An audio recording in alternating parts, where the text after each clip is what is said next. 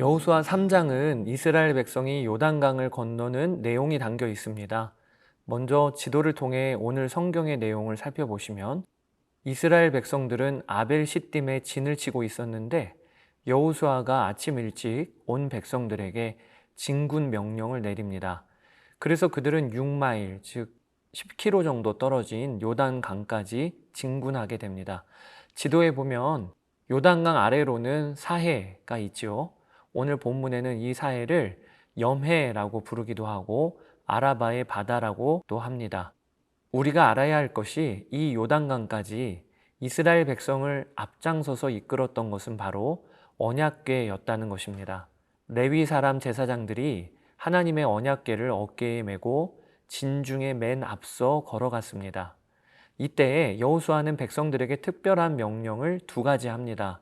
그것이 하나는 레위 사람들이 언약궤를 맨 것을 보거든 그 뒤를 따르라. 그러나 2000규빗 이상의 거리를 두라 라는 것입니다. 3절 4절 백성에게 명령하여 이르되 너희는 레위 사람 제사장들이 너희 하나님 여호와의 언약궤에 매는 것을 보거든 너희가 있는 곳을 떠나 그 뒤를 따르라. 그러나 너희와 그 사이 거리가 2000규빗쯤 되게 하고 그것에 가까이 하지는 말라. 그리하면 너희가 행할 길을 알리니. 여기 2000규빗은 약 900m 정도로 환산이 되는데 언약궤와는 꽤나 먼 거리를 두고 백성이 행군한 것을 알 수 있지요. 이것을 보며 우리가 알게 되는 것은 하나님은 우리와 구별되시는 거룩하신 분이라는 것입니다. 여러분, 하나님은 언제나 우리와 함께 하시며 동행하세요. 그런데 우리가 여기서 알아야 할 것이 우리의 눈높이까지 낮춰 내려오신 하나님이시지만, 그리고 친구와 같이 우리와 동행하시는 분이시지만, 그러나 하나님 그분은 만왕의 왕이시라는 것을 잊으면 안 돼요. 하나님을 가까이 하되 그분이 나의 왕이심을 잊지 않는 것을 경외라고 하는 것입니다.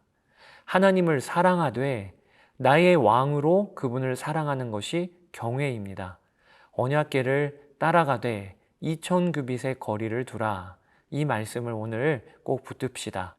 또 하나 모세는 백성들에게 중요한 명령을 하시는데 너희 자신을 성결하게 하라 라고 한 것입니다. 5절 여호수아가 또 백성에게 이르되 너희는 자신을 성결하게 하라. 여호와께서 내일 너희 가운데에 기이한 일들을 행하시리라. 하나님이 백성들로 하여금 요단을 건널 준비로 그들에게 성결함을 요구하십니다. 여기 너희 자신을 성결하게 하라 라는 것은 옷을 빨고 몸을 씻으며 또 이 기간 동안 남녀의 성관계를 금하라고 하신 것입니다. 사랑하는 여러분, 하나님의 백성들에게 요구되는 것은요, 탁월한 능력이나 지혜가 아닌 성결입니다. 하나님이 거룩하시기 때문에 그의 백성들도 자신을 거룩하게 구별하여 가꾸는 것을 원하세요. 그래야 하나님과 동행이 가능하기 때문이지요. 생각해보면 처음 이스라엘 백성들이 애굽에서 나와 홍해를 건널 때에는 그들에게 요구하시는 것이 따로 없으셨어요. 그런데 40년이 지난 후 요단강을 앞두고선 하나님이 출애굽 2세대들에게는 분명하게 요구하십니다. 너희들이 성결하게 자신을 구별하라 라고 말이지요. 사랑하는 여러분, 우리가 예수님을 처음 믿고 구원받을 때 하나님은 우리가 아직 죄인이었을 그때 구원하여 주셨습니다. 그때는 우리에게 요구되는 것이란 오직 하나님의 일방적인 은혜를 받아들이는 것 정도였어요. 그런데 그 이후로는요, 구원받고 성도로 살면서 우리가 처음 예수님 믿을 그때 수준에 머물러 있으면 안 됩니다. 하나님을 알아가면 갈수록 우리에게 나타나고 열매 맺어야 할 것이 바로 성결한 삶으로의 변화예요. 예수님을 믿으면서 내 삶이 점점 단순해지고 세상의 악한 문화에서 구별되어 가고 있는가? 이것과 비례하여 하나님 나라의 역사가 내 삶에 펼쳐지는 것임을 우리는 기억해야 합니다. 자, 이제 하나님의 언약궤를 맨 제사장들이 요단강까지 왔습니다. 그런데 이때는 곡식을 거두는 시기인 4월에서 5월경이었어요.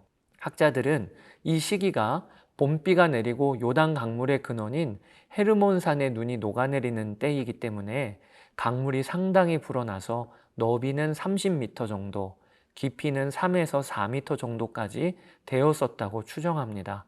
오늘 본문에도 요단 강물이 언덕에 넘치더라 라고 기록되고 있습니다. 즉 최소 200만 정도로 추정되는 이스라엘 백성들이 건널 수 없는 상황이었다는 거죠. 그런데 이때 언약궤를 맨 제사장들이 요단강에 발을 내딛습니다. 그리고 제사장들의 발이 물가에 잠기자 흐르던 요단 강물이 27km 정도 떨어진 아담 성읍 변두리 한 곳에 쌓입니다. 강물의 흐름이 완전히 끊어지고 백성들이 요단강을 건너게 되었다고 오늘 17절에 기록합니다. 여호와의 언약궤를 맨 제사장들은 요단 가운데 마른 땅에 굳게 섰고 그 모든 백성이 요단을 건너기를 마칠 때까지 모든 이스라엘은 그 마른 땅으로 건너갔더라. 여러분, 약 40년 전 홍해를 건넌 출애굽 1세대는 밤새도록 하나님이 일으키신 바람이 불어 홍해가 갈라지고 바다의 바닥이 드러나 마른 후에 그리고 그 이후에야 발을 내딛어 건넜습니다. 그런데 이번에는 달라요. 출애굽 2세대는 아직 강물이 언덕에 넘치고 있을 그때 믿음으로 발을 내딛었습니다. 그리고 제사장들의 발이 물가에 잠기자 물이 위에서부터 끊겼던 것입니다. 어떻게 보면 홍해를 건널 때보다 더욱 분명한 믿음이 오늘 본문에 요구되었던 것이지요. 사랑하는 여러분, 지금 요단 강물이 넘실넘실 되듯 내 앞에 어려운 문제들이 넘실넘실거리는 상황에 계신 분 있으십니까? 오늘 말씀을 붙잡으시기 바랍니다.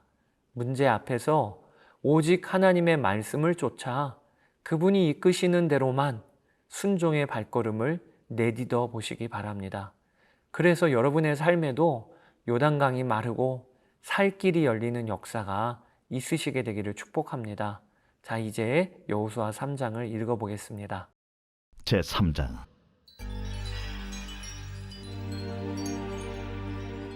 또 여호수아가 아침에 일찍이 일어나서 그와 모든 이스라엘 자손들과 더불어 시딤에서 떠나 요단에 이르러 건너가기 전에 거기서 유숙하니라. 사흘 후에 관리들이 진중으로 두루다니며 백성에게 명령하여 이르되, 너희는 레위 사람 제사장들이 너희 하나님 여호와의 언약궤 매는 것을 보거든 너희가 있는 곳을 떠나 그 뒤를 따르라. 그러나 너희와 그 사이 거리가 2000규빗쯤 되게 하고 그것에 가까이 하지는 말라. 그리하면 너희가 행할 길을 알리니 너희가 이전에 이 길을 지나보지 못하였음이니라. 여호수아가 또 백성에게 이르되, 너희는 자신을 성결하게 하라. 여호와께서 내일 너희 가운데 기이한 일들을 행하시리라. 여호수아가 또 제사장들에게 말하여 이르되, 언약궤를 메고 백성의 앞서 건너라. 하매 곧 언약궤를 메고 백성의 앞서 나아가니라. 여호와께서 여호수아에게 이르시되, 내가 오늘부터 시작하여 너를 온 이스라엘의 목전에서 크게 하여 내가 모세와 함께 있었던 것 같이 너와 함께 있는 것을 그들이 알게 하리라. 너는 언약궤를 맨 제사장들에게 명령하여 이르기를 너희가 요단 물가에 이르거든 요단에 들어서라 하라. 여호수아가 이스라엘 자손에게 이르되, 이리 와서 너희의 하나님 여호와의 말씀을 들으라. 살아계신 하나님이 너희 가운데 계시사 가나안 족속과 헷 족속과 히위 족속과 브리스 족속과 기르가스 족속과 아모리 족속과 여부스 족속을 너희 앞에서 반드시 쫓아내실 줄을 이것으로서 너희가 알리라. 보라, 온 땅의 주의 언약궤가 너희 앞에서 요단을 건너가나니 이제 이스라엘 지파 중에서 각 지파에 한 사람씩 12명을 택하라. 온 땅의 주 여호와의 궤를 맨 제사장들의 발바닥이 요단물을 밟고 멈추면 요단물 곧 위에서부터 흘러내리던 물이 끊어지고 한 곳에 쌓여 서리라. 백성이 요단을 건너려고 자기들의 장막을 떠날 때에 제사장들은 언약궤를 메고 백성 앞에서 나아가니라. 요단이 곡식 거두는 시기에는 항상 언덕에 넘치더라. 궤를 맨 자들이 요단에 이르며 궤를 맨 제사장들의 발이 물가에 잠기자 곧 위에서부터 흘러내리던 물이 그쳐서 사르단에 가까운 매우 멀리 있는 아담 성읍 변두리에 일어나 한 곳에 쌓이고 아라바의 바다 염해로 향하여 흘러가는 물은 온전히 끊어지며 백성이 여리고 앞으로 바로 건널세. 여호와의 언약궤를 맨 제사장들은 요단 가운데 마른 땅에 굳게 섰고 그 모든 백성이 요단을 건너기를 마칠 때까지 모든 이스라엘은 그 마른 땅으로 건너갔더라.